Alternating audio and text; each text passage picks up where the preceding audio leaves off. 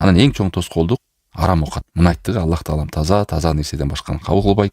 Пайгамбарлык эмнени буйруган болсо, мууминдарга да ошону буйруган. Бул нерседе жылмалоо, көз жумуп коюу деген жок. Жакшы түшүнөйлү. Эми арам болсо деле кабыл болуп кете берер, жей берейин, кредит уланта берейин, бирөөнү кыянат кылып кете берейин, болбойт андай.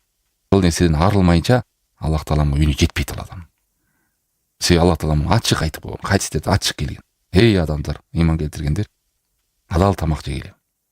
Керек болсо жана элестетиңиз, чөлдө калып калган байкуш адам асманга эки колун түп-түз кылып көтөрөт. О, Роббим деп. Ошол тамак арам болуп калган үчүн, суус арам болуп калган үчүн, кийим арам. Ошо арам оокат, арам акчадан сатып алды да. Дегенде арам кийимди кийинип алды деген сөз эмес. Ошо тапкан мээнети акчасы арам менен келген. Тартып алган, урдап алган, сүткорлук менен алган, кыянат менен алган, же иштебей эле алып алган, алдап. Ошондой арамдын түрүгө аны өзүнчө окуп билип алыш керек. Ушунун баардыгы эмне? Тоскоолдук. Ушул нерсеге өтө көңүл буруш керек. Караш керек. Менин азыр ырыскымды, үй бүлөмдү багып аткан акчам кандай жол менен келип атат үйүмө? Кантип ушулардын курсагына кирип, кийим алып, үйгө анымын алып атам? Ушул келип аткан канал каяктан келип атат акча? Взятка жокпу? Мамлекеттин акчасын тоноп аткан жокмунбу?